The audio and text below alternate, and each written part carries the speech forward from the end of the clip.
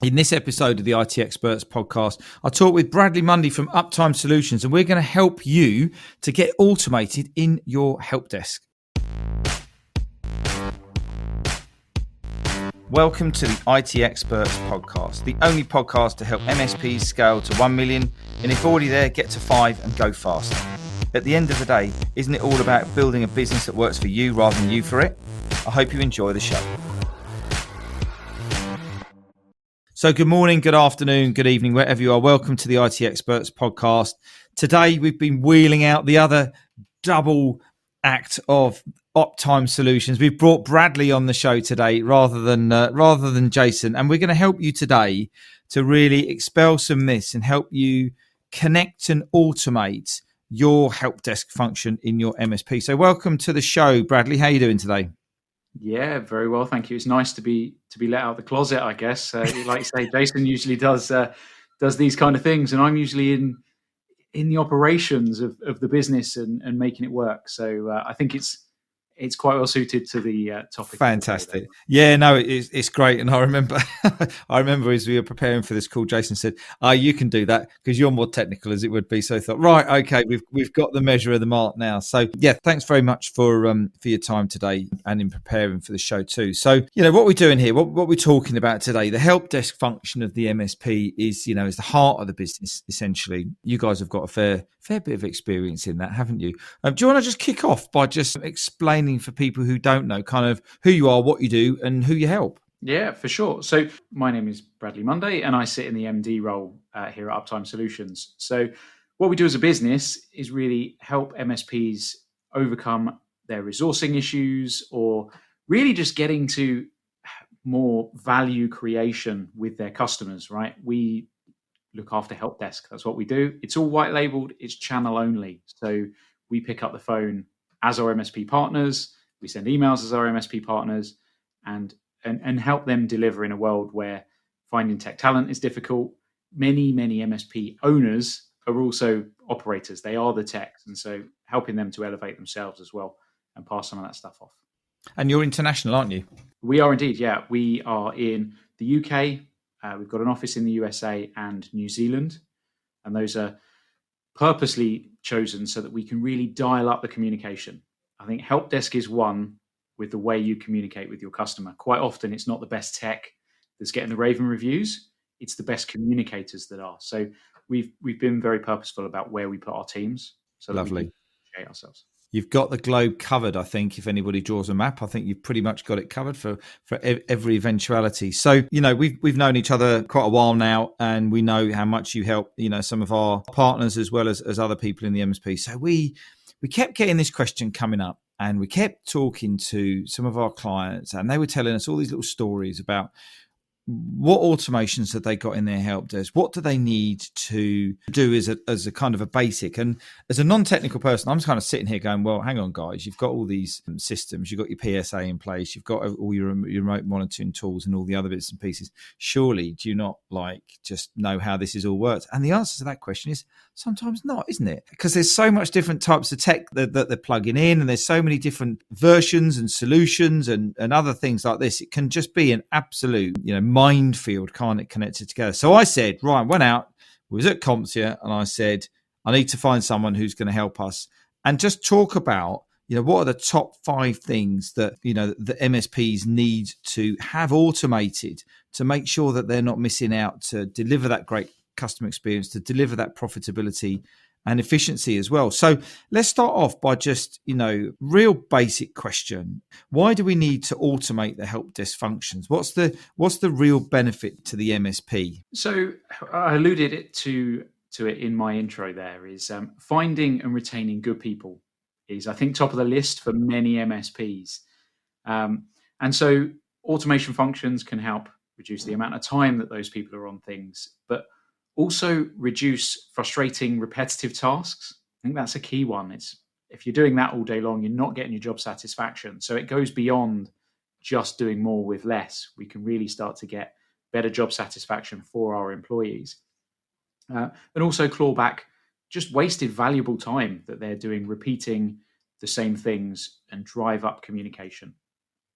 One of the key one of the key bits. I think they're usuals when we talk around automation, but I want to touch on a few points today about building up useful data and statistics using automations so that you can just run your business and your help desk more profitably and just function better. And that's what it's all about, because, as you kind of quite rightly say, finding tech talent is really hard work. Many MSPs are accidental business owners. They didn't kind of plan to be, with 10 or 15 staff on their help desk, let alone trying to work out how to manage and, lead those teams and get them to embed in the vision and the value of the business and all of that kind of great stuff. So you can pass it all on to yourself. So you have to deal with all that, with all of those worries. But, there is through the conversations that we had, and Jason and Bradley were very kind to come into the Growth Hub community last week and give us a really great Q&A session on, the top 10 automations. And we were sitting there and not worried, but we knew that, we've got some very, very advanced and very complex MSPs, and you blew their heads off with some of the things that you guys are talking about every day. So that's what we want to do today. We want to go through these, the top 5 things, and hopefully you haven't got them in your business. You're going to get an absolute bucket load of value from it, and you'll end this podcast becoming more profitable, more efficient. That's the kind of the goal today, isn't it? So without any further ado, we're going to go number 5, 4, 3, 2, 1, or are you going to go straight in at number 1? Have you graded them in any such way? So we haven't graded them. These are, I've tried to go a little bit away from the norm because we are largely technical people running businesses. There is a real drive towards the latest shiny tools. So I've purposely tried to, I mention it briefly as one of my points, but AI and machine learning, I've purposely tried to steer away from in this, because I think there's so much value in just using the tooling, as you said, using the tooling that we've already got just to further our businesses before we delve into, there's lots about AI and machine learning out there already, right? Just a little bit. So number 1 is escalations and tracking escalations through your business with the use of workflows. Okay. Now, we, in what we do, use an awful lot of PSAs, and this is something that isn't natively in a lot of PSAs. You'll see technicians that are holding on to tickets for too long and not passing them off, or they're passing off way too much stuff. This process helps us to identify where our skill shortage is. So if I track through a workflow every time my first liners escalate to second line, second to third, and so on and so forth, and track the names of those people, then I've got some great data to review at the end of the month. And you go, okay, that particular engineer seems to be escalating a lot of 365 tickets that I'd expect him to be able to deal with at his level, his or her level. And so let's go and look at some additional training for that individual. And that data, I think, is one, invaluable, but also it's just something that we don't necessarily track through our business. And it only gets worse as you grow. As you've got more individuals, you're not now hearing the conversations that are happening across the office. We're remote working now. So it's just really starting to build. And all you've got to look for is when someone marks a ticket as escalated, track their name and pop it into, going to talk a lot about UDFs, or user-defined fields. Just to get a bit technical on you for a second. Yeah, that's fine. You get technical on me as long as you know it goes straight over my shiny head. So we're talking about custom fields. And if you're not using them in your PSA, it's definitely something that you need to be using, because it just allows you to track the information that these tools are generic, right? And if we want to differentiate ourselves as MSPs, then we need to start customizing these tools that we're using to create new and different value that our peers and competitors aren't doing.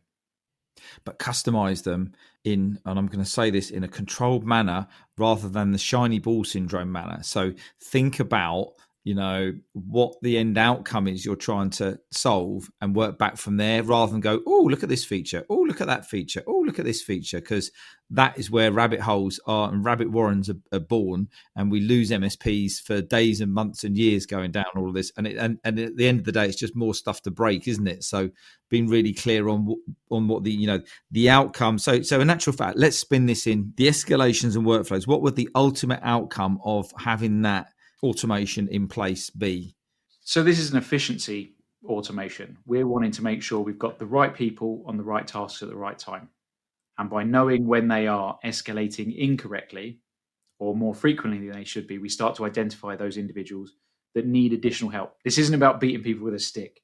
This is about going, okay, I think I found a weakness or a vulnerability in the links here. How do we fix it together and work with your team to overcome that? So it's And that was a real big thing that came out of the session that we did with our clients, was the way that by doing this correctly, you can identify who needs help and support training, who needs a little bit more coaching. As most techies, we don't want to fail. We don't want to, come across as not knowing what we're knowing. But this is a really great way to say, oh, hang on a minute, there's a lot of escalations there. All these tickets taking a long time. Do they need some help and support? Rather than let's go and, as you say, hit them with a stick sort of thing. So that's a great one there. Brilliant. Okay. So before we move on to number 2, I wanted to pick up on something you mentioned there in terms of disappearing off down rabbit holes and implementing things because a webinar told you to implement them, right? We're going to go through what I think are 5 great automations, but I'm really hoping that actually they just get the juices flowing. If you don't resonate with something here, please don't go and implement it in your business, because it's not going to provide you the value and the outcome. But I'm hoping it starts to allow us to understand and think about business problems that MSPs are having, and then use some of these methodologies to go and fix them, rather than just implementing the things that I'm sharing with you today. Lovely.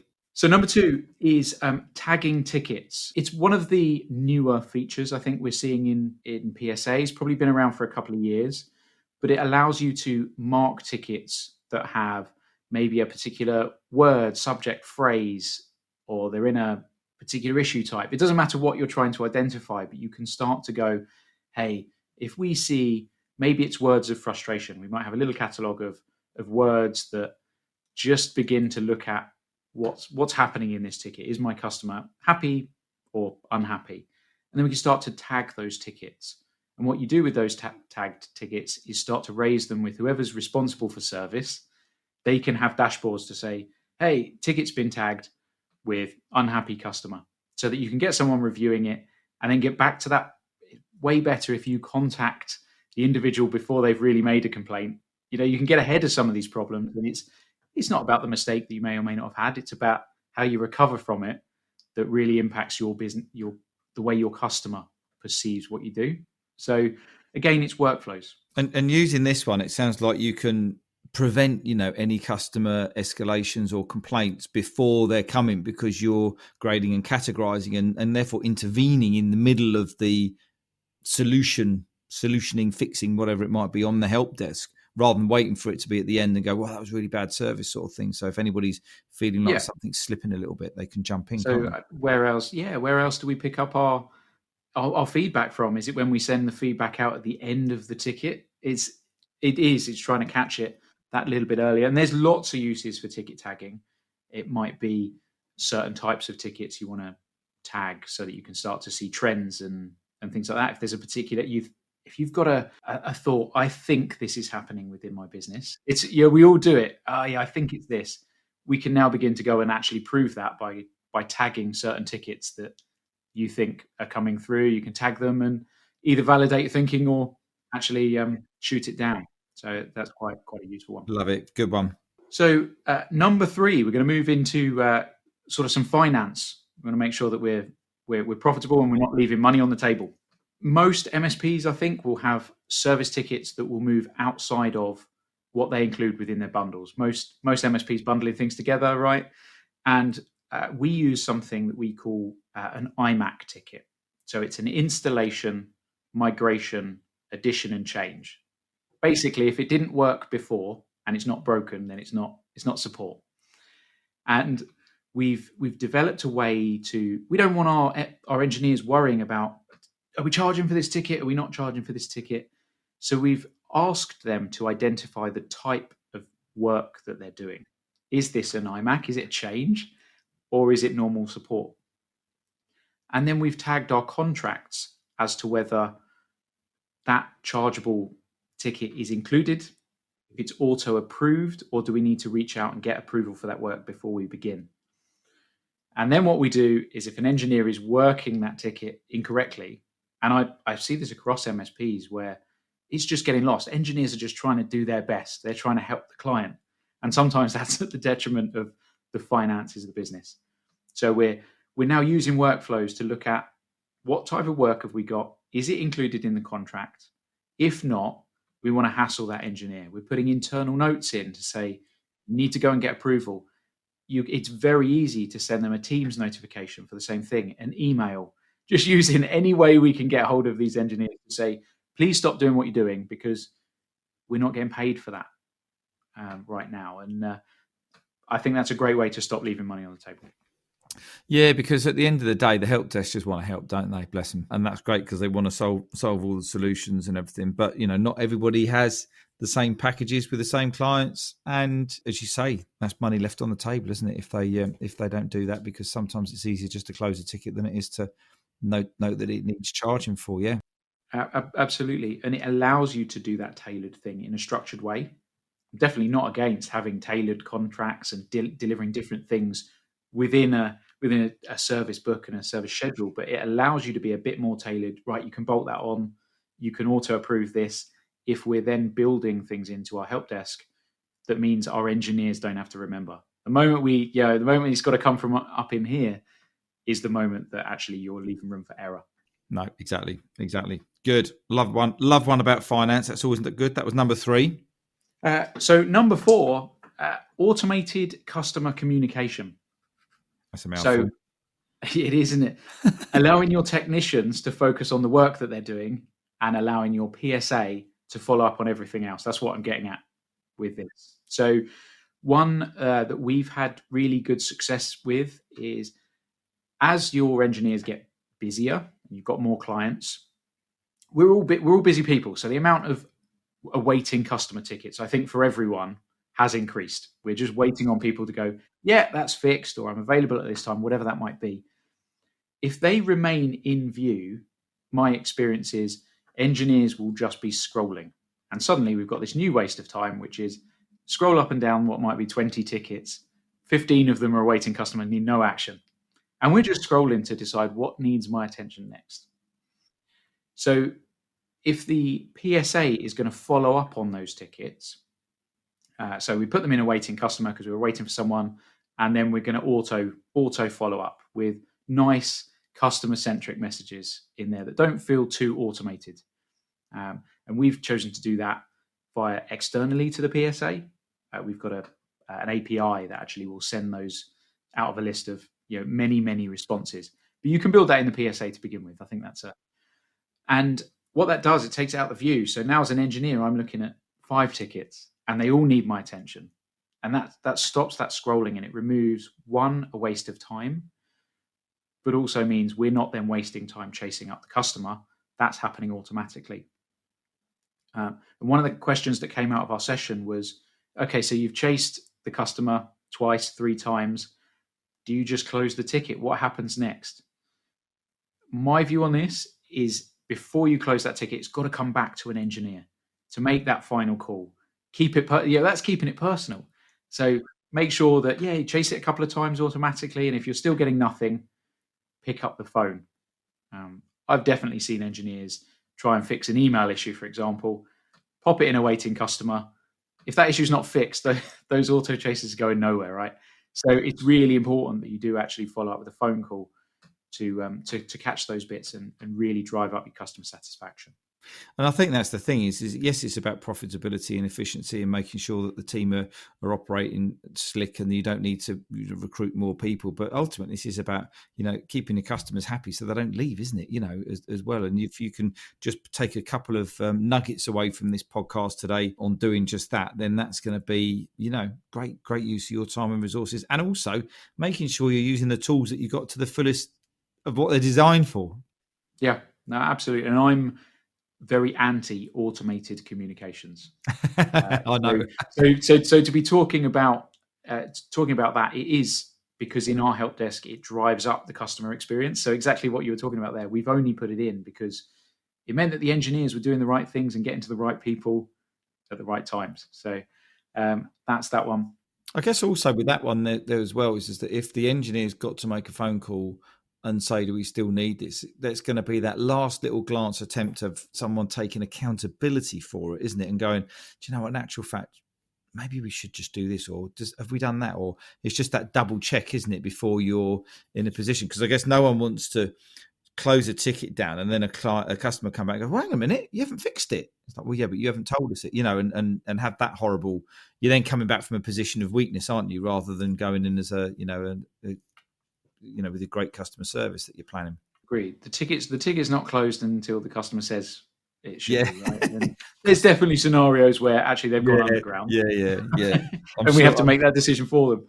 But for the most part, we start a whole argument. Yes, indeed. We want their acknowledgement where we can. Exactly. And I guess that brings us on to number five. Yeah. So it wouldn't be right if we didn't end on machine learning of some description. And I think there's going to be a market shift over the next couple of years where MSPs are going to be asked to become more DevOpsy. We're not the only ones looking at how do we automate and how do we use AI and machine learning in our businesses. Our customers are going to be asking that as well. And so I lead into that because all of our AI and machine learning stuff we've done is in-house, and it's purposefully been done in-house. And we'll touch on that. I think we're going to go on to a section about... Yeah, we're going to talk a little bit about AI in a minute, actually. So to be specific about an AI or machine learning use, for us, the first thing we did was ticket triaging. That is a role when you get to a certain size and you need someone to just be dedicated to triage. We found that very difficult to actually staff up for. It's not a very attractive role to sit in, I think, for the most part, and finding the right individual that understands the admin and the tech, because techs tend not to be good admins, and I can say that because I am one. So what our AI did to start off with, it just went through and it looked at the title and the description, and it said, right, it's this priority, it's this issue type, sub-issue type, and it belongs in this queue or with this engineer because they've got the skill set. Exactly. And because of the words it's picking out, isn't it? It's learning that. And I think that's a really key point, a great point on the machine learning and bringing that in. But we're going to talk about that in a minute, aren't we? For sure. And there's tools that out there already that do triage, for automated triage for you, but it's not that difficult.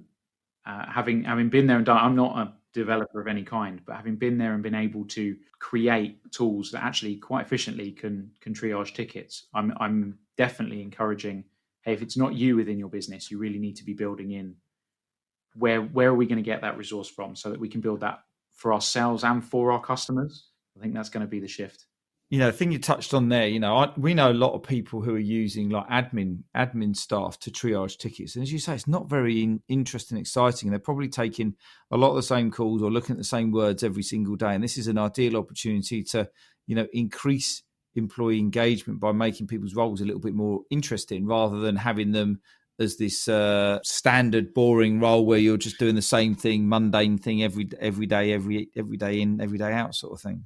And it's not about getting rid of those people. I definitely don't advocate that. It's say, all right, okay, so now we've got something doing the triage. Maybe that person is now trying to call customers to get things scheduled in. So they could be focused in that awaiting customer list, and they could be going through calling customers going, hey, I see that this engineer hasn't been able to get through to you. I've got them available 2:00 this afternoon. Does that work? Let's get something fixed in the diary. And there's definitely better uses for that time. So I really encourage that. That's brilliant. Thanks for those 5 key points there. We're going to put the details of those into the show notes here. However, we want to just have a quick chat about kind of like AI and the being aware of, AI is obviously the latest buzzwords. Everyone's flying about, ChatGPT solve these problems, solve those problems. Now, as I've kind of said many, many times, I'm not technical, but I've listened to enough technical people about the worries in the data security and the way that some of these machine learning tools we need to approach with caution. What is it that the MSPs need to be aware of when either selecting, AI tools or methodologies or processes in their MSPs? So let's know what is happening with that data when it goes off. If it's used for continuous learning, then we need to be mindful that a lot of tickets that come through will have information that users have chosen to share with you. Maybe they shouldn't be, but they've chosen to share with you as a trusted party anyway. Do we really want that blindly going off to a public AI tool that is using that data to learn and potentially regurgitating that in some way, shape, or form in the future. You just don't if you don't control what's happening with that data, then you should really take that as a concern and really understand the risks before you start doing that. Because you know what, it's not your data that you're putting out. You know, it's your customers that are sending you'll you. probably be against all the data privacy laws that you're using anyway. And it's around, as you say, it's that control, isn't it? Yeah. And there's many benefits, I think, from not using that. All the time using a public tool, aside from data and what type of data we're sending them, we're making someone else's tools smarter. And ultimately that's what we're doing. And it's an opportunity, I think, to actually create value within your business and differentiate a bit. If you train the model, then you control that. You know what it can output. It can be a bit more predictable. I think if month to month, if you give something to ChatGPT, depending on what it's ingested and learned from, it will spit out 2 different answers. I think daily you could ask it the same question every day and it will come up with something different. Because this is what you guys did, wasn't it? You're controlling what's going into your AI and you're controlling what's coming out of the AI to get you the best results. So you've built your own tool, haven't you? We have, and we've chosen at this stage to use machine learning. So there's no artificial intelligence that goes into it. So it learns what we've got and it spits out controlled outcomes based on what it's learned and what you give it. It'll run it through the same algorithms. So it's a little bit more predictable than AI, I think. And the tasks that we've used it for in our business don't need that level of thinking from AI at this stage. So, and an AI is a different beast. Machine learning, I think it's relatively easy to build a model, give it your data. But we need to be thinking about that now if we're going to do that. Yeah. Because the quality of the data that goes in drastically changes what comes out. And take it from me, cleaning up ticket data is the most boring task ever. And largely that has to sit with someone in a position of ownership, because the reason that data is so poor in the first place is because of the people that worked the tickets. So you can't give it to your engineers because they'll be just as bored and they're less inclined to do it accurately. So if you can build into your quality processes ways of validating that is in the right queue, that is in the right issue type, sub-issue type, those things, you build that in as part of your processes now, you're going to thank yourself later when it comes to using that for training. And it very much is crap in, crap out, isn't it? That's the big thing. Just on a personal front, and seeing as it's my podcast, I can ask these types of questions. What is the difference between machine learning and AI? So, and I'm definitely not a stupid question to ask. Is everyone? No, it wasn't. No, it wasn't. The areas are the lines are very, very grey, and I don't profess to be an expert in this area, so I'm going to give you my interpretation of it. No, that's cool. And then people can argue in the comments that I'm wrong. All right. So machine learning is that giving it data and allowing it to look. Basically, it takes the words that you've given it and it scores them. How often do they appear, for example, in this? And then it's almost a mathematical equation as to what drops out the bottom. Right. AI is taking what it knows and it basically generates new information, or certainly in new form. It's taken existing things and regurgitated them to create, generative AIs. That's what we see from ChatGPT. It takes what it's been given and it's able to piece things together. And that's the easiest way, I think, to look at what is AI and what is machine learning. Machine learning, you could almost say, is like an Excel spreadsheet, which has got billions and billions of cells in it, and you kind of pick data from what it says, and within that controlled, environment and formula, it's going to tell you what it says. Whereas those cells can all change under AI, because one day they might think that cell will say the sun, and the next day it will say the moon, and then the next day it will say rain, and it'll be more creative and more, it will suggest and create as it would be. So. It's a create AI, or generative AI is the creation of, and that's the bit we got to control, and that's the bit that we've seen ChatGPT in the news about it getting dumber, as it were, because it's ingesting new data and it's actually not as accurate as it was before. So brilliant. you don't get that with machine learning. Well, that's been absolutely great. Thank you very much, Brad. Before we wrap up the show with kind of your final thoughts, I just want to remind everybody that we also did a really great episode back at episode 71 with Mark Copeman, which was all around understanding help desk habits. So take what we've learned from today's show about the automation, listen to Mark's podcast around the help desk habits and around the things that he's suggesting that you do around your people and around some of the processes stuff. And you can really get your help desk and your PSA and everything in a really strong position. Bradley, once again, thanks ever so much for your time in preparing and recording the show today. What's your final wrap-ups for people? Obviously, we've given them a lot of information here. Many people have to go back, listen to it again, get their pens and papers or notepads out or whatever. But how do we summarise this from your point of view? So I think it's about where to start drawing ideas for automation. As I mentioned, please don't follow them blindly and expect them to give you value if they don't resonate. I believe that this starts with strong procedures are the foundation for successful operations. So I always encourage people to start with, hey, if your procedures aren't documented, actually we're not ready for some of these automations yet. Let's understand how our organization works, get it down on paper, because it makes it much easier to iterate through and then go, you know what, that section there is a bit of a waste of time. And there is your automation. How do we make that automated with workflows and things that exist either within our PSA, or how do we make it happen with maybe external products and that kind of thing? That's the best place to start. And just keep iterating through. There's always improvements you can make. And operations change as you react to business and changes in the marketplace. So where are you losing money is always a big one. Is there a way that you can control that loss through some of these automations? And finally, for me, is what's coming out of your customer feedback. Yeah, good point. If it's actually you're a bit slow, you're really fast to get and react to my initial ticket, but then once I reply to you, you seem to fall off the face of the earth, then actually chasing up engineers when they've had that ticket back for a bit.